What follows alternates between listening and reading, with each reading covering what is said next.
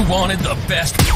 You've got the best podcast. The hottest podcast in the world. The Chris Voss Show, the preeminent podcast with guests so smart you may experience serious brain bleed. The CEOs, authors, thought leaders, visionaries, and motivators. Get ready. Strap yourself in. Keep your hands, arms, and legs inside the vehicle at all times, because you're about to go on a monster education roller coaster with your brain. Now, here's your host, Chris Voss. Hi, folks. Chris Voss here from the ChrisVossShow.com, the ChrisVossShow.com. Welcome to the big show, my family and friends. It's another Chris Voss Show. You know, what was it, like 7 days ago, we just broke into our 15th year. 15 years we've been doing this. And gosh darn it, I'm tired. If it wasn't for the powerful Devil's Mountain coffee that I have that has like, 1,450 milligrams of caffeine in it? That's a lot, folks. That's like 14 cups of coffee, basically. If it wasn't for that, I don't know what I'd do. And maybe I don't know what I'll do anyway. I'd just be on a gurney laying here inside some sort of hospital. They'd have to bring the mics in, and I'd just be like doing the show with some sort of, I don't know, one of those iron lungs on. And you just hear me breathe through the thing. And then, of course, I don't know, maybe that might be a good show. I'd have nurses as co-hosts. And, I'd have our nurse Ratchet come in, and she could be like a co-host. She could do the sidekick, and I'd play the straight man, and she could do the jokes or something. I don't know. Was Nurse Ratchet ever hot in the original? What was it? One Flew Over the Cuckoo's Nest. Maybe we could be in the same hospital bed, and we can have Jack Nicholson come in because he's kind of at that same age too, and do it. I don't know why we decided to improv the ramble, talking about hospitals and shit, but here we are. There you go. Anyway, guys, we have an amazing gentleman, multi-book author on the show. We're going to be talking about some really cool, fun stuff. He's got a really interesting book. Well, two interesting books that are filled with stories that are going to entertain you, make you think, and, of course, make you want to buy them and give them away for Christmas. It's Christmas coming up, so this is an important time to listen to all the shows, the 2 to 3 a day, the 10 to 15 a week, so that you can figure out what gifts to give away for Christmas. You got to start thinking about this stuff because this is what the smart people do.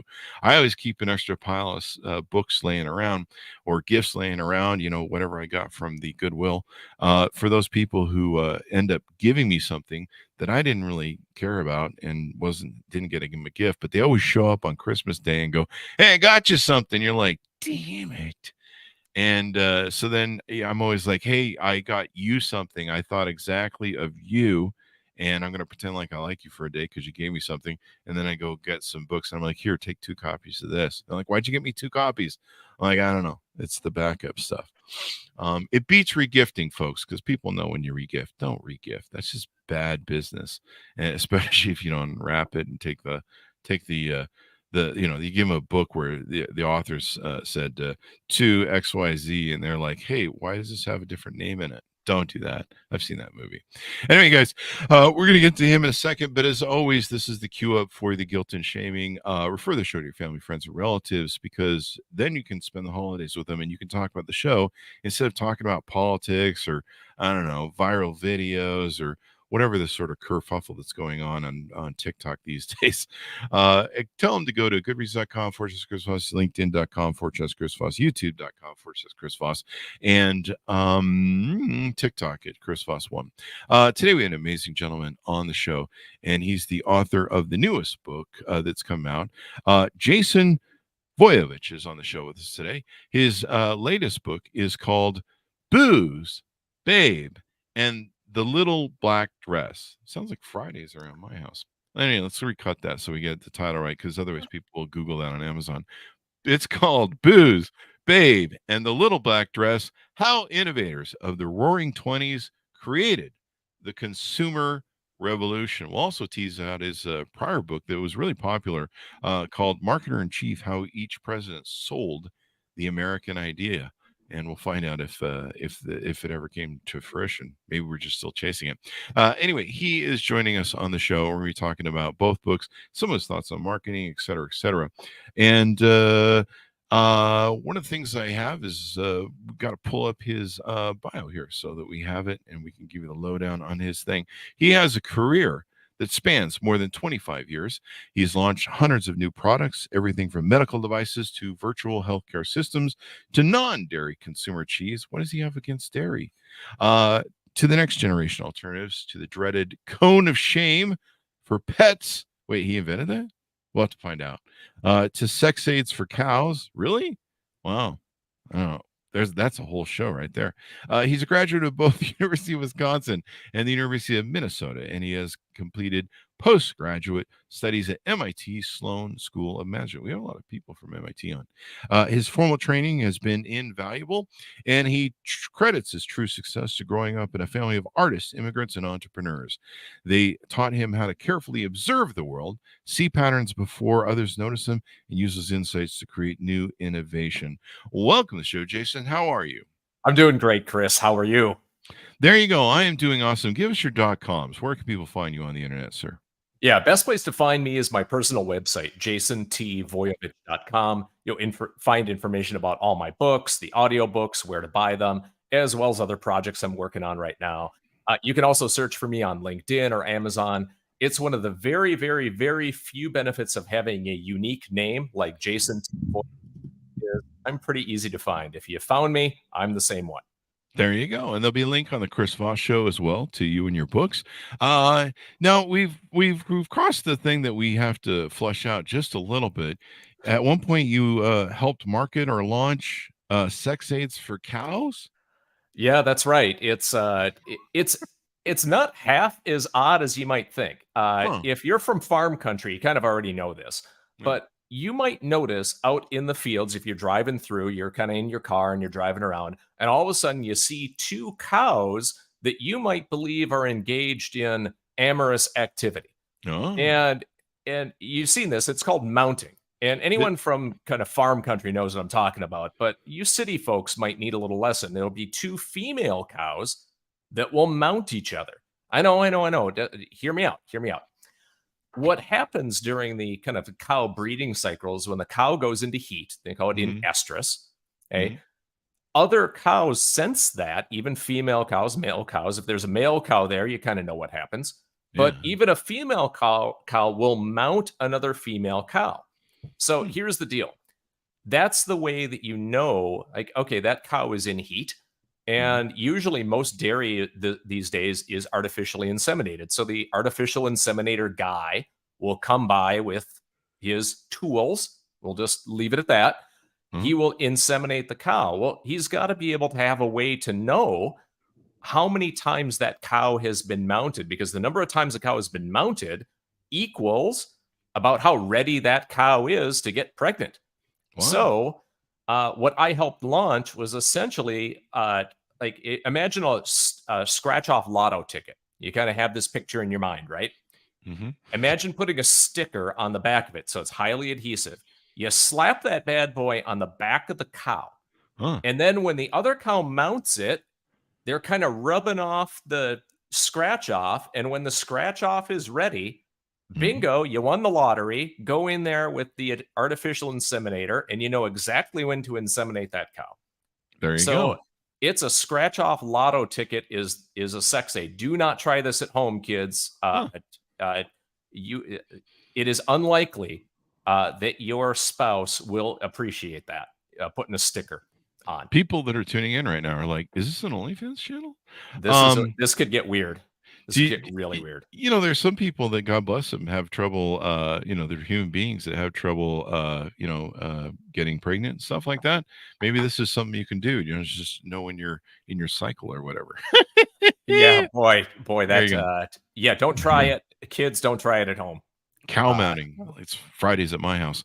Anyway, guys, so give us an idea of this new book that you have out called Booze, Babe, and Little Black Dress. What motivated you on to write this book? And you're like, people, damn it, need to know these stories. Yeah, I was one of those kids, and you this might be you listening. I was one of those kids that like to take things apart to just figure out how they worked. Sometimes I was able to put them back together again, but different story, different day. I've been in product development my entire career, about 25 years, and it's kind of natural for me to try to figure out what was the first time we started driving cars? When was the first time that we all started living in suburbs? When was the first time we bought certain products in grocery stores? Really important in my line of work to understand why things work the way they work. What made a new product successful? Because most products, 99.9% of all products ever introduced ever, are no longer on the market. So it's really important to understand what the winners were and why they won. So in my line of work, I research these things, I look at them, and I noticed that product after product after product that I came into, like electric razors, toasters, radios, all kinds of things, were all introduced, mass marketed in the 1920s. Hmm. And I thought, that's interesting. I didn't know that. I wonder, someone must have written a book on this. I must be able to go to Amazon. It's got 300 and some thousand books. Somebody has gone and collected all this information in a nice packet. Maybe there's some chat GPT thing I can get. And I can it'll spit it out at me and I can be done and I can learn all the things I need to learn. It didn't work that way. There was no book on this. And I figured if I didn't write it, it wouldn't get written. And the stories are really cool and they deserve to be told. So I noticed it. I didn't notice no one else had done it. So I thought, why not me? So there you go. There you go. So are these great sort of lessons from the 1920s of product development or marketing or both? You know, there are a lot of both. I think the title kind of gives it away a little bit. You know, Booze, Babe, and the Little Black Dress. Booze is obviously about prohibition. Babe is kind of about Babe Ruth. The Little Black Dress is Coco Chanel, and kind of the Little Black Dress. It's kind of hints at the structure of the book. It's made into three parts. Booze and prohibition is all about the new products that got launched during that time. You know, automobiles, you know, all the things that came along, unintended consequences of prohibition, frozen food, all of those sorts of things were just at that time. Babe Ruth is all about entertainment and information. So it's not like new products, but it was the first time baseball became popular, the first time road trips became popular, all of those sorts of things. And then the Little Black Dress is really not a lot about products at all. It's about how we chose kind of our identities, because fashion is really all about how we want to present ourselves to the world. So it was about that. It was about how kids became consumers. It was about credit unions. It's about birth control. All of those sort of things are really born of the 1920s. So yeah, it's about products and it's about marketing and how they came in. But really, it's about who we became as Americans in the 1920s. You know, before then, we were kind of mostly citizens, or we were, that in 1920s, we became consumers. We became choice makers. And that was a huge transition in our psychology. So yeah, it's about products and stuff, and the stories are really cool. But what underlines all of it is the big change in our collective psychology. There you go. That and maybe everyone was sober, or maybe they weren't. Wait, when they were not. I can promise you that they were not sober. When did the prohibition kick in? 29? Prohibition was essentially throughout the entire 1920s, basically January 1921 through the early 1930s. And prohibition is funny because you think about it in terms of consumer choice, right? That the government, there was no it was a constitutional amendment. There was no ambiguity there. You couldn't drink that, with exceptions. And Americans and consumers said, "Nah, we're gonna risk jail to go get hammered."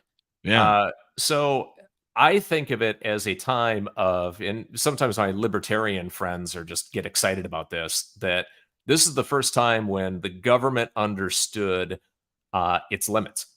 And what it could do and what it could not do. It could not stop you from, grabbing that fifth of scotch. It could not stop you from grabbing a beer. And that's all those unintended consequences, right? The mob and all kinds of crazy stuff happened, because of prohibition. And that's obviously a chapter that kind of features prominently in there. That's booze in there. It's a ton of fun. There you go. So was it, up until the roaring 20s, they called them, and people were just having good fun, dancing and, all sorts of stuff. Before that, we were kind of in survival mode, maybe, where we were just everyone was just trying to get by and, not die of, stubbing your toe and dying of, some sort of infection. Just simple stuff like that. You're like, oh shit, I got a cut. I'm going to die next week. Damn it. You know, that sort of thing. They started inventing drugs where you're gonna live. I don't know. So is that kind of where that was kind of the peak of that in the 1920s, and why you wrote about it, and why this kind of turns that page is we kind of start getting to a place in American society where, like, hey, we got a couple extra bucks in our pocket. There's that Wall Street, and we can kind of have some fun and let's some extra spending money maybe. Yeah, it's kind of that was a big part of it for sure. That Mhm. you had a lot more products out there that you could buy. Before then, there just wasn't as much stuff that you could buy. You had a Yeah. lot more people moving into the cities. You had people like Henry Ford who figured out mass production, like Mhm. how to not only just make a lot more stuff, but before Henry Ford, people don't quite understand how important Henry Ford really was. They're like, oh, he kind of mass produced the Model T. That's not exactly what he did because people have been mass producing things for 30 to 40 years before then. What Henry Ford figured out is that if you saved money on making a lot more things more efficiently, that Mhm. you should pass along those savings to people who are going to buy them. I know, Mhm. crazy, crazy thoughts Crazy. that you should think about doing that. And then, even crazier, get this. He said, you know what? I want to pay my workers more so that Mhm. they can afford to buy my car that I've made cheaper. Model T, by the way, got cheaper every year it was produced. Mhm. Most people don't know that. Got cheaper each year it came out. The price was lower than it was before. Think about that. Wow. Uh, so he figured out, and everybody copied him. So anyone who wanted to release a product kind of had to copy the good model. So you had a lot more things in the 1920s that got cheaper and got more available. That was Mhm. number one. Number two, you already alluded to it. There's just a lot more money around. Before Yeah. the 1920s, you didn't have financial infrastructure in the United States. People Ah. thought, well, we've got banks, but banks were a mess. This was the first time where you got companies like the General Motors Acceptance Corporation, GMAC, which some of your listeners might have had a loan through. They were founded in the 1920s basically to do installment loans for Ah. things like cars. So There now, you go. okay, you had all kinds of stuff. You could afford the stuff Mhm. and you had to know about the stuff, right? If you didn't know about it, it doesn't matter. If there's a lot of stuff and you can afford it, Mhm. it doesn't matter if you don't know about it.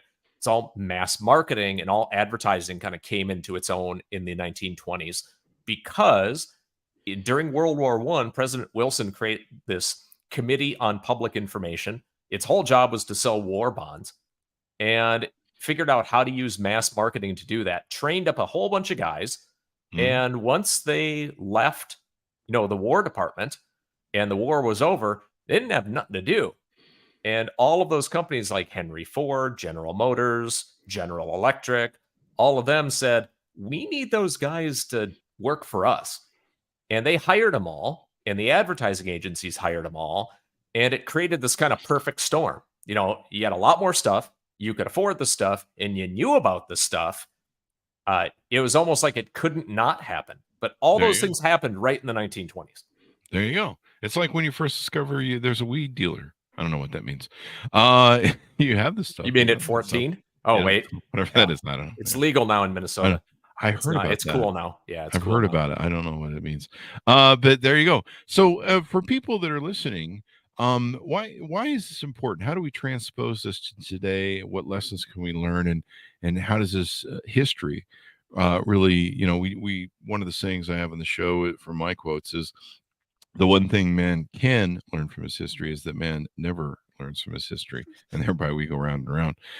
So how do we apply what you've taught us here in the book? And we'll get into some stories here in a second, but why is this important? How can we utilize it for today's marketplace and business, et cetera, et cetera?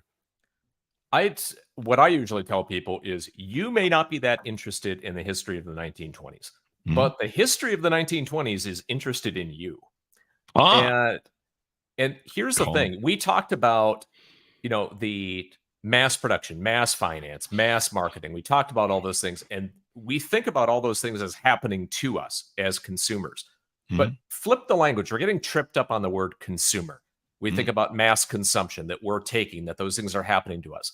But what we really figured out how to do in the 1920s is become choice makers. Oh. That's the important decision. People get all hung up on consumerism and capitalism and all that stuff. That's all fine. You can have that discussion if you want. But what the 1920s taught Americans how to be is choice makers, how to make choices, not just with our products, but what podcasts they listen to, what sports they participate in, the Mhm. family they decide to have. All Mhm. of those things, before the 1920s, how did you decide what family you wanted to have? Like, well, you went to church and the priest told you what kind of family you were going to have, and that's what you did. In the 1920s, you once you kind of opened the Pandora's box of choices and choice making, people said, "Oh, you can buy this car, that car, that car." Mm. And people said, "Huh, well, that means that I can read this newspaper, this newspaper, this newspaper." And they're like, "Ooh, yeah, we hoped you would just read all of them, but okay, guess you get to make choices there." And they said, "Well, wait a second. So I get to choose if I want to have kids or not." And they're like, "Oh Oh. man, damn Yeah. it." Damn it. I did that. And so when we think about being a choice maker, I think the biggest thing I can tell people about when you finish reading this book, you'll understand that it's a lot more than just what products you could buy. Mhm. It's learning how to think about all the choices you make in your life as, what if it had a price tag on it? What Mm. if you watched a video on YouTube about some new fitness thing and Mhm. you thought, okay, do I want to do that or not? Okay. What if I wasn't just kind of learning about that from, like, hey, should I take this supplement or not? What if I thought about that in terms of, okay, it's got a price, not just the price tag for the supplement, Mhm. but what do I have to do in my life? How much is that going to cost me in terms of time, Mhm. time with my family, behaviors I'm going to have to do or not? How many times am I going to have to go to the gym? If you start thinking about making a consumer choice versus, reading a story in the New York Times, you're like, why do they want me to believe that? What if I had to buy that Oh. story? If Mhm. I had to buy it, what else do I need to buy? Mhm. Uh, you turn on your consumer instincts, because most people I know are very, very, very good at comparing products and figuring out what's right for them, but they don't take that same mindset into media. They don't take it into what they listen to, what they buy, all of that stuff. And I'm saying, after you finish this book, you will. You'll There you learn go. how to do it. It's really cool. And that's really important. There's an old line from the band Rush, Neil Peart wrote, I believe, that said, "We will pay the price, but we will not count the cost." And I remember that stuck in my head in the '90s, and I was like, "Yeah, people really don't consider the cost of stuff." You know, I'll sit down with my friends who got divorced, and we'll sit down with their alimony and child support, and I'll be like, "Okay, so how much fun times did you have over 10 years, and then what was the cost of it?" I'm like, "Wow, you could have just been partying in Vegas the whole time, every weekend, for what you paid." But there you go. You've got alimony and child support for the next 20 years. Have fun with that. And I think who's the Yellowstone star? He's going through that right now. Um, the Kevin Costner. Yeah, Oh, Costner. I thought you were going to say Harrison Ford, but that's 1923, isn't it? that's true. There's Yeah, a couple spinoffs now, isn't there? yeah, Um, I lose track. so can you give us a couple tease outs from the book? There's a lot of great brands that were built back then. I was going to say Anheuser-Busch.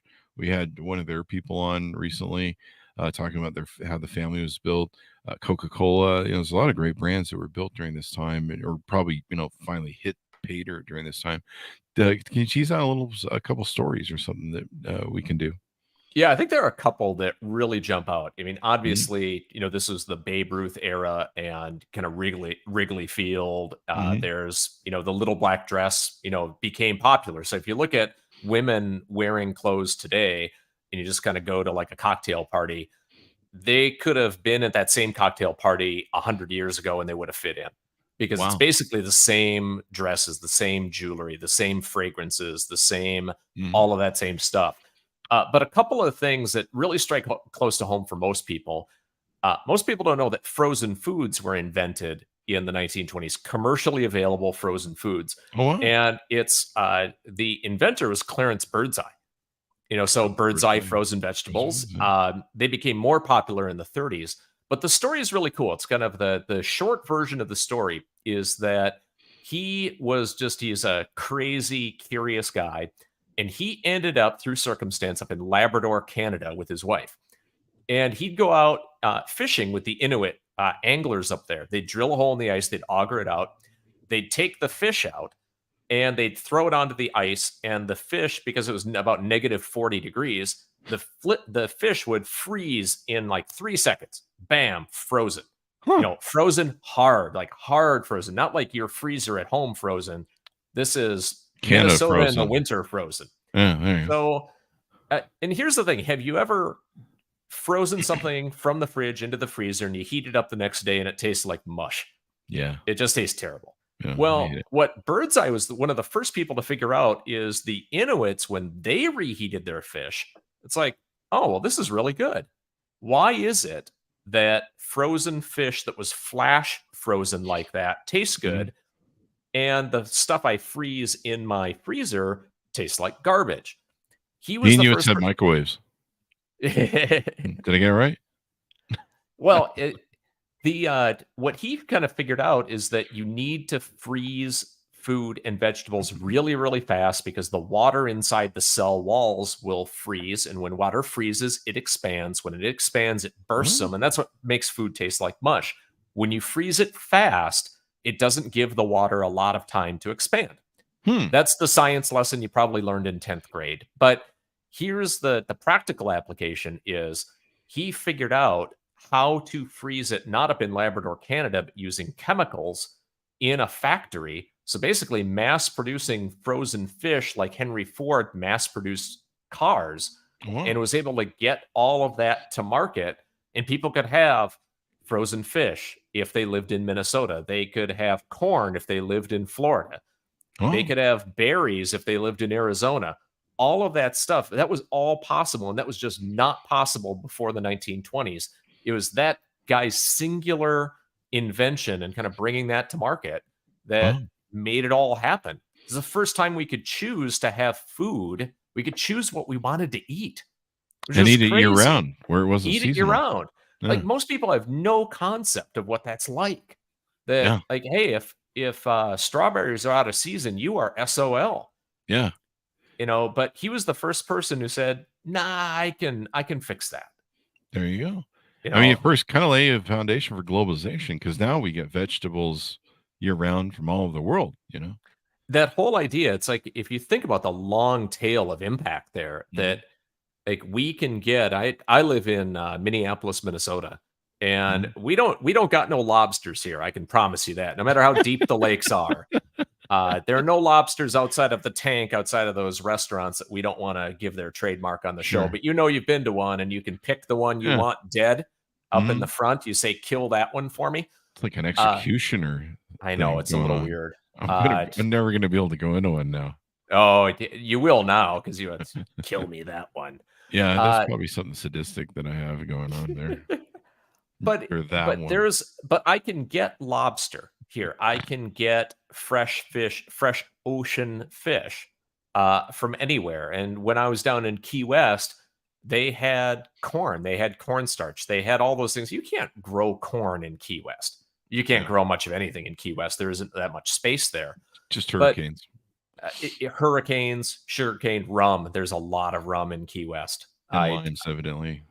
Yeah, key lime pie. Do have that if you're there. That is very. Do they very grow tasty. the limes in key lime pie in Key West? They're the little teeny ones. They do grow some there, but most of them are grown in South America now. Okay. Dirty little secret.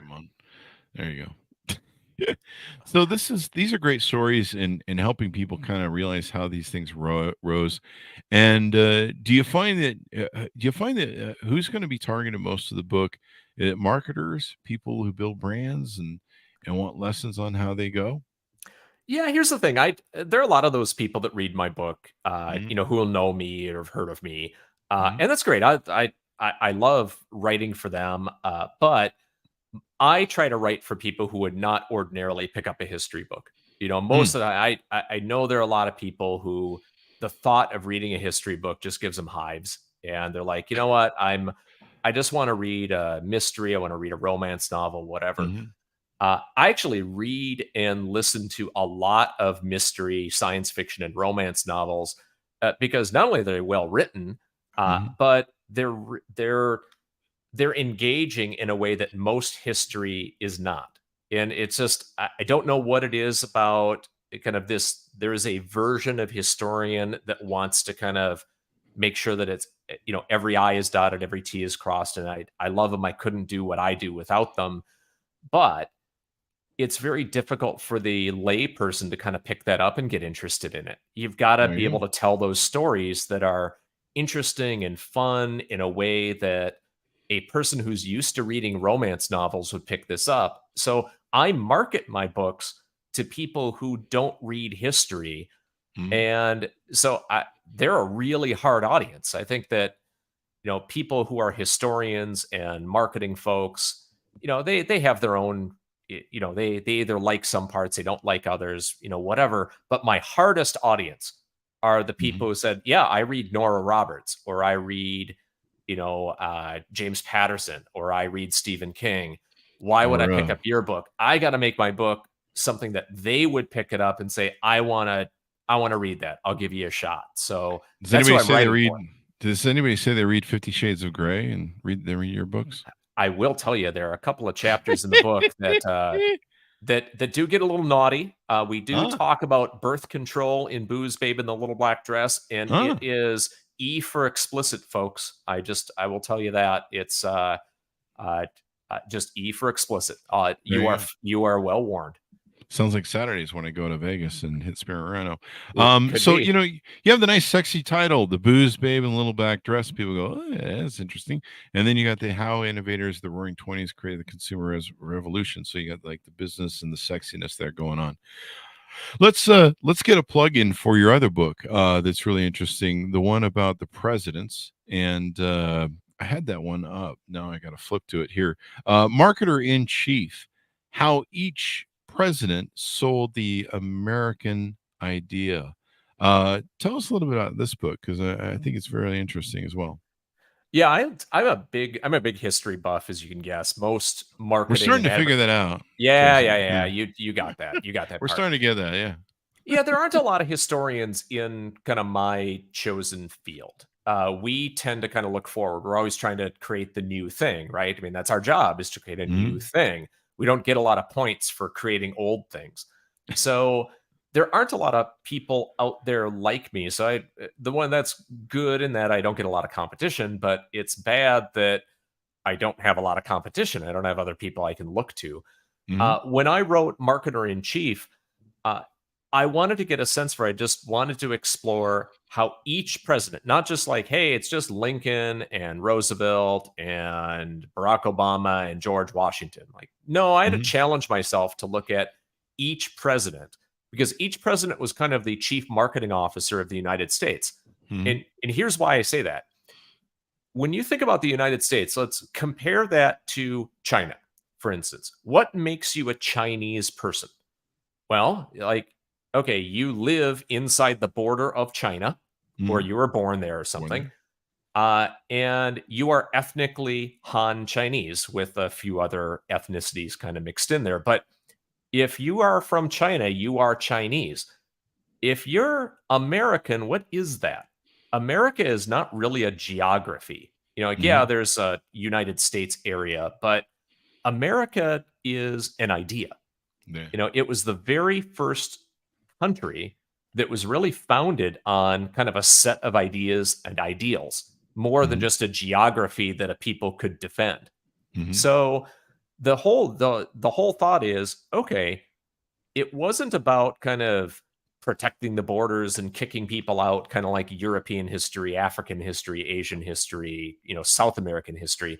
It was more like, how do you convince people that this is the place they wanted to be? Because they didn't, most people weren't born into it up front. Yeah. Everyone had to immigrate here. Yeah. The my big my melting pot. parents, my parents immigrated here. They had to Hmm. choose it. So I felt like I wanted to rethink the role of the president, not as like commander in chief, but Mhm. as the person who is out there saying, America is really cool and you want to be a part of it. It's so cool. You want to immigrate here. It's so good. You don't want to be part of France anymore. You want to come here to do Mhm. this, even though the food isn't going to be as good. Yeah. Plus, we don't surrender either, so that's just that. And we did bail them out of a couple big ones, didn't Yeah, we? France joke there. Yeah, they have that white flag as their flag thing, don't they? I'm just kidding. France, get over it. But yeah, the American idea and how it's being sold, and presidents, I guess, have sold this throughout all the different years. And you go through all 45 of them That's at the right. time. All Wow, from, it's a lot of I work. even had to hit Zachary Taylor. You got to hit Franklin Oh, Pierce. You've Zachary got to, Taylor, yeah. yeah, yeah, right. Yeah, like everybody, like, oh, yes, of course. That's a tough one to crack. I'm sure. And most people kind of remember, like, oh, I remember the last 3 4 presidents. And the tricky part of the book was no one's going to challenge, no one outside of historians are going to challenge my impressions of John Adams or you know you know uh even Abraham Lincoln, those folks. If you kind of pick a story in there and Mm, you kind of talk about it, you don't get people emotional about it. yeah. Well, I also had to get a little closer to home, and you get to Carter, Reagan, Mhm, Bush, Clinton. mhm. Is there another Bush? There was almost another Bush. See, it seems like that. There was like 50, there's like 10 or There's 15, always 10 another or Bush. 15 Roosevelts and like I think 5 or 6 Jacksons, Johnsons. Yeah, there's seems like there was everything. There's Yeah. only one Nixon, fortunately. There So was only one Nixon. Yeah, there's in more ways than one. There's only one. yeah, it's a good thing. Did he have kids? He did, didn't he? Yeah, he did. I think he did. Yeah, it's funny, what do you do if there was an SNL skit I watched a while ago? It was like the change a name office. Your listeners can Google it. It is a good skit. I Uh-huh. think Pete Davidson wrote the skit. It was all about kind of funny names. Uh-huh. And there was a guy like whose great uncle was Adolf Hitler. And you I think think I like, remember this one. how do you how do you what do you do there? I just Yeah. I don't know how you live with that. But Especially if you have that same mustache thing going on. yeah, That he ruined that Hitler ruined that mustache for that was the anybody that was Charlie interested Chaplin in it. mustache. Yeah, you Yeah, see in that's like, right, wasn't it? Yeah. yeah, in the 20s, you saw a lot of guys. Like I looked at a lot of pictures of people in the 1920s because duh, I had to write that book. Mhm. Uh, and there are a lot of people who had the Hitler. Like you have no Wow. idea how popular that was. No idea. Like lots of people had it. So, when people saw, Hitler on German TV, it wasn't like, oh, that's the Hitler mustache. They're like, oh, why is that weirdo looking like Charlie Chaplin? Yeah. Which is ironic because then Charlie Chaplin did that whole great movie on him where it was kind of based on him, and a great bit.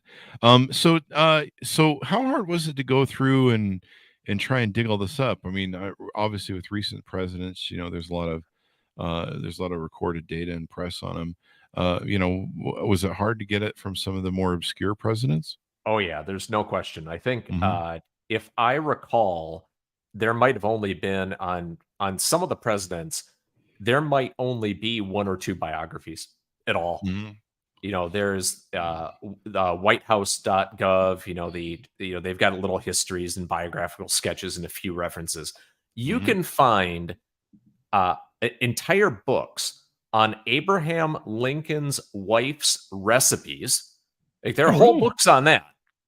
But you look at the dude before him, Andrew Johnson, who was a piece of work.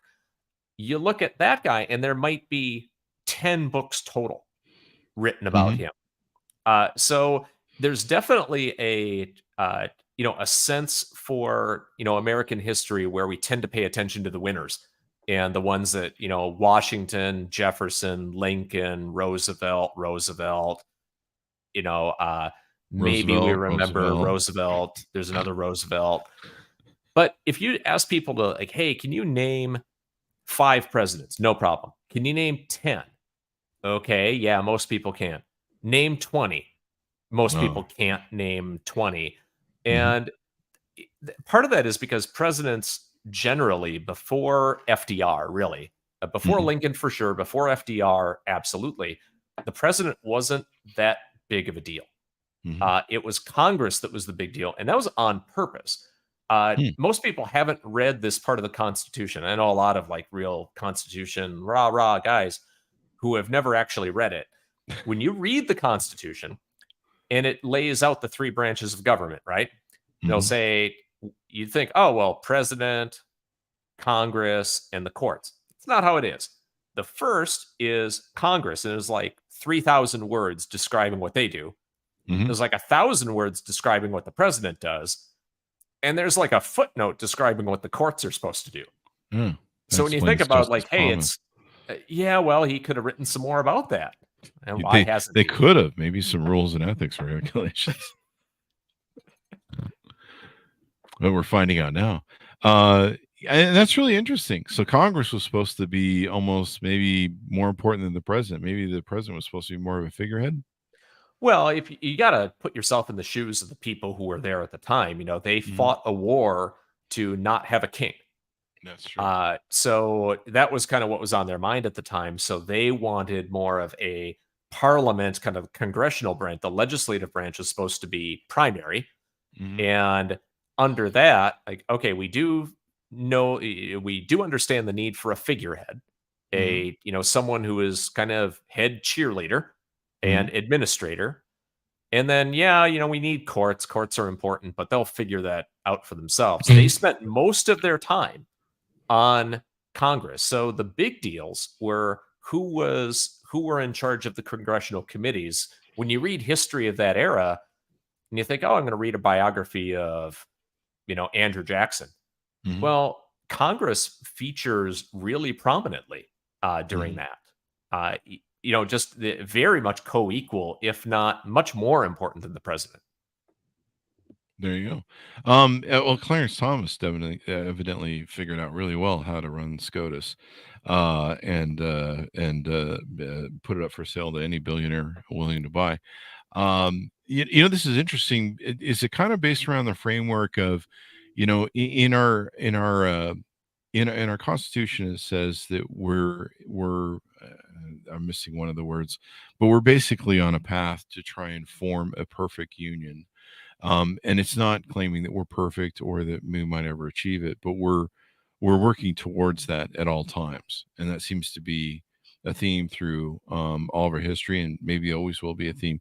I remember when President Obama said, this is what we do. We're not a perfect union. We zig, we zag, we go back and forth, and somewhere over all this zigzagging over almost 250 years, we just try and get it right, or try and get it better.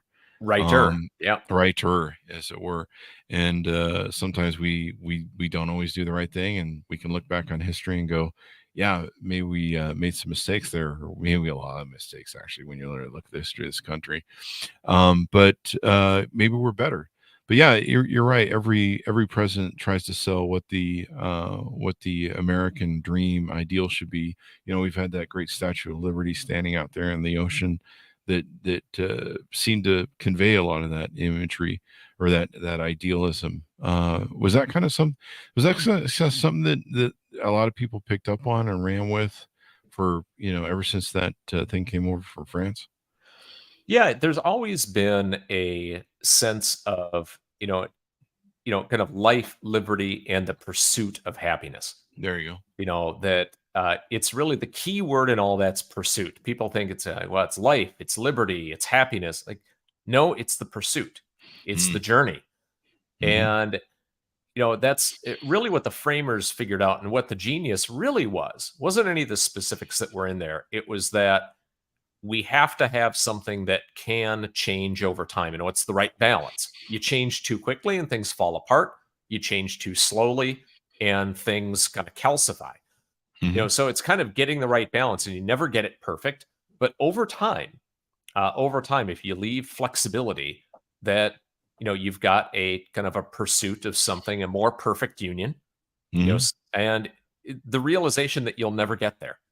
There you go. That part is important for people to understand. As frustrating as things can get, that you know what? It's been frustrating before. It's looked bad before, and just I think that's the big reason, and Chris, I think that people should take in more history is that it'll actually make them a lot more hopeful for the future. Because Mhm. if you read history of what it was like, not in 1929 when the stock market crashed, Mhm. but around 1933, when people finally kind of got the memo that this is going to suck and it's going to suck for a long time. And you Mhm. think about someone who is escaping the Oklahoma or the Kansas plains because all the topsoil blew off, The old Dust Bowl. the Dust Bowl, and you had to Mhm. take you had to basically walk to California. It Mhm. it it makes sometimes kind of the problems we have today seem a little bit more manageable. It definitely does. You give me epiphany when you were talking about how the ideals there. One thing that's interesting is that's been our biggest sell as a democracy, is that forming that perfect union and trying to always strive towards it. And I think the key word is probably freedom in there, having the freedom to be able to do that, because that's what we've always sold. That's been the brand that we've sold. And that's why people around the world have always wanted to come to this country. People really bash immigration, but especially on Fox News. But when you really think about it, and the people are willing to give their lives to come here. You really think about the people that when you and I probably grew up, or at least when I grew up, there was the wall at the USSR. Oh, you The bet. people I gave their I was there. Yep. Yeah, the people gave their lives to try to get to freedom. That freedom was so important, and that potential, or the chance of the potential, and the need. When I grew up looking at the USSR and communism, and I look at America, um, it really was not just two different political ideals. It was human ideal. It was the ideal of the human spirit, the human drive, the human vision, the human ability to be limitless or have the potential to be limitless. Where the other one was kind of the destruction or the killing or the regulation of the human spirit. And a guarantee of well, you'll get fed today, and you guaranteed jobs and stuff like that. But yeah, you better sit down, shut up, and not cause any problems. And you just see the difference of it, and really, that's, as you mentioned, what people need to learn to love and appreciate about this country. As an entrepreneur, that's what I've always loved about this country, the ability for just about anybody. You see people that can come here and they can be an immigrant even today, and they can come out the latest, hottest thing, the greatest thing. They can be poor and become rich. We seem to be more rugged individualism than anything. And certainly, some of the economic things we've had that have put stress on the middle America, and it seems to be a little bit harder to achieve the American dream these days. But still, the potential is there, and that's the beauty of it. That's why people from all over the world want to come here. That, and we have Big Macs, so there's that. Oh yeah, McDonald's. That's a people like KFC is the big thing people love Mhm. outside of here. It's a weird thing. I just look at it this way, as someone who's into product development, you know, you think about people lined up outside the app, an Apple store when a new iPhone comes out.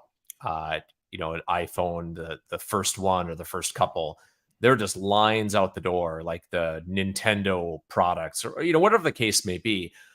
That's how that's a way to kind of think about the United States. Like there are a lot of things to criticize about the United States. And in the Mhm. book, Marketer in Chief, there's plenty of that to go around. But what you'd always come away with though is, hey, even though that iPhone's not perfect, that Nintendo's not perfect, that Taylor Swift concert might not be the best concert ever, Mhm. but there's people lined up down the block to get in. That Mhm. tells you something. As a marketing person, as someone in product development, people are voting with their feet. Yeah. And if you ever doubt that, you're like, well, immigration, this and that. Like, okay, stop for a second. Just, every 4 years, every two, really, you've got an Olympic Games. Look Mhm. at all the Olympics. Like, okay, you see the Chinese national team. Who's on the Chinese national team? Chinese people. You know, you go to the Japanese team. Who's on the Japanese team? Japanese people. You know, you go to most countries in the world, all of the people are kind of ethnically similar. Mhm. What's the only exception to that? You go to the Yeah. United States, and you've got people from all over the world who have Yeah. chosen to be part of the United States. Sometimes we That steal people from other people's Olympic teams. sometimes, yeah, we get them to defect. That Yeah. happened a lot more when we were kids than it does now. Yeah, that's true. Yeah. And that just speaks to the beauty of American dream. And what more people need to recognize is that's one of our beauties, the melting pot. I mean, we've got so many CEOs now. I mean, the CEO of Google and in different countries, Steve Jobs' parents were immigrants. Immigration is one of the greatest things for us, especially now as we're starting to compete with larger marketplaces of consumers that far outnumber us, and we're starting to see the damage of dwindling populations. India looks like it's probably going to rise as China falters because of its one child policy as an economy. It was destined to be the largest economy by 2025 over the last 10 or 15 years. That's been rummaging around, if not 20 years. And that looks like it's faltering, partially because they're going to go through what Japan's going through with this degentrification. Is that the right word? And we're kind of in the same boat where we're starting to slow down. Where India is, they're just warming up over there, baby, and they may be the largest market ever. I mean, that people don't realize how much us having the power of the dollar and most of the goods in the world are processed through the dollar is kind of our lasting grace. It used to be mortgages too, but we blew that one. So give us your final thoughts as we go out, final pitch on your books and all that good stuff. I think the biggest thing that will give people, because there's a lot of anxiety right now, Chris. You know, people are worried about climate, they're worried about the economy, they're worried about politics. Mhm. And I talk with a lot of people about that. And I say, you know what? The more history you read, the more hopeful you are. So if you want to kind of give yourself a little emotional boost, Mhm. read Marketer in Chief, read Boo's Babe in the Little Black Dress, read other great history books that people will recommend to you. Because when you see how people in the past faced circumstances much tougher than the ones we're facing now, and they overcame them, Mhm. you'll get that inspiration, that kind of feeling that says, I can do this. We can Yeah. do this. This will be okay. Yeah, there are problems. Absolutely. But we figured out a way to get through them before. We're all still here. Mhm. That's cool. It makes you feel not like, hey, that you're ignoring all this stuff. No, it makes you want to face the problems and get over them. Yeah. And rather than being fatalistic, I read, Chris, that, I can't remember what the percentage of Gen Z felt like, you know, that the world would end within 50 years from kind of climate annihilation, that within 50 years, every human in the world would be dead. It was a shockingly large number of people. Mhm. And I don't know if that's true or not. Maybe it is, and we all got 50 years left. Mhm. I somehow doubt it, but I think when I take a look at that and I think, okay, there's an entire generation of people who don't have that kind of hope and optimism that comes from, we are not descended. What was the old quote? It was a Brit who said this. We are not descendant from, kind of weak minded people. We are Mhm. descended from tough people. We can Mhm. get through this. Read history, give yourself a little shot in the arm. That's the best thing I can tell you. There you go. We're Americans, damn it. This is what we do. And maybe we need to get back to that. Realize we're all Americans. This is one of the things that I do when I go into any sort of politics or discussion that come up. I usually lay a foundation. I go, we're gonna make a clear point here. We're all Americans. And I That's don't right. give I don't give a fuck about your party. I don't give a fuck about what your politics are. We're Americans first, and we're brothers and sisters here. And now, if you want to talk about some political ideas, we can talk about that. But I want everyone to remember we're Americans first, and that's more important than parties and everything else. And it's kind of interesting how when you frame it that way and set that foundation, the conversation changes a little bit. Because Yeah, it then, gets better, doesn't it? yeah, it does. Because when people lead with parties, like, who are you? I'm a GOP. I'm a Democrat. Then yeah, you're already lost in the discussion because everyone's got their thing. Especially now where people are so segmented. And I think your book, what we've talked about, highlights that where we need to get back to going. We're Americans first. Damn it, the Constitution is important. You kind of highlighted one of my big annoyances is just use anybody who usually is running around mouthing the Constitution says has never read it and usually can't read either. Actually, I think it's like 50. I think I saw a statistic. Someone said 54% of people read at a fourth grade level in this country or something. And then there's the my favorite ad is George Carlin's thing. Think how dumb the average person is and realize 50% of the people are Dumber dumber than than that. that. Yeah.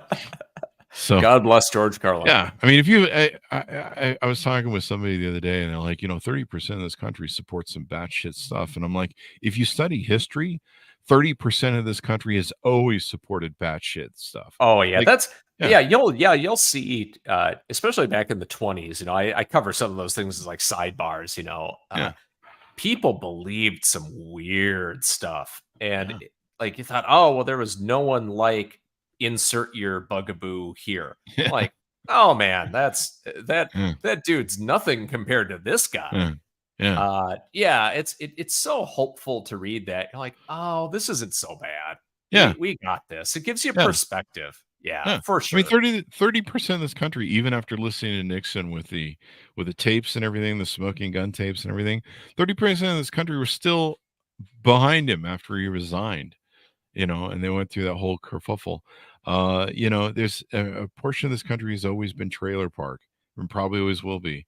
And I don't know if that's okay or not, but as long as long as it's kind of like if you really study too, the moderates in this country, the people in the middle, who aren't on the extremes of both parties, they're actually the ones who really shape things because no one can win a presidency without them. Yeah, over And time, you find that they do that. People feel like, oh, it's extremes on either side that tend yeah, to, to push things. And yeah, they have an influence. There's no question that they definitely. can, they can be loud, they can be noisy.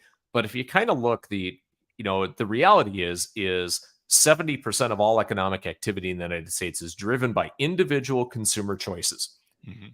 It's such a powerful fact that if the average American doesn't want to buy that, doesn't want to sign up for that, Mhm. they won't. That it's just as simple as that. And no matter what policy you've got, if it's not in tune with what the mainstream is and they quit buying your product, you're done. They Yep. quit buying your political ideal, it stops getting clicks on YouTube or Twitter, you're done. Mhm. And that's a wonderful corrective mechanism that people can make their own choices. Yeah. And that's what I deeply believe in. Like people make their own choices and they will make the right ones eventually. Not all the time, Yeah. but it's okay. Eventually they will make the right calls given enough time.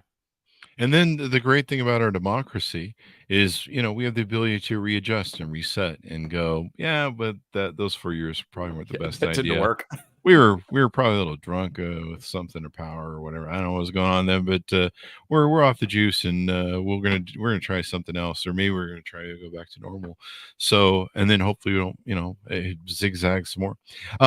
It's been wonderful you having the show, Jason. Thank you. Very thoughtful and exciting to read both your books because I love history. The one thing man can learn from his history is that man never learns from his history, and everybody we just go around and around, we just repeat everything just to make sure we didn't. What's that old joke that sometimes I hear the chicks on TikTok say? Sometimes I just keep doing the thing I shouldn't do over and over again, just to make sure that it was the wrong thing not to do. Just to make sure. Something like that. There's something they say I about love that it. effect. So, Jason, give us your .coms wherever we want people to find you on the interwebs.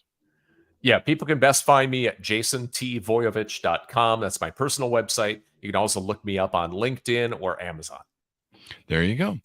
Thank you for coming on the show. We really appreciate it, man. You're welcome. Thank you for having me. There you go. And thanks, Manus, for tuning in. Order the book where our fine books are sold. It came out March 24th, 2023. Booze, Babe, and the Little Black Dress, how innovators of the Roaring 20s created the consumer revolution. Thanks, Monis, for tuning in. Go to goodreads.com/Chris Voss, youtube.com/Chris Voss, linkedin.com/Chris Voss, and TikTok at Chris Voss1. Thanks for being here. Be good to each other. Stay safe, and we'll see you next time.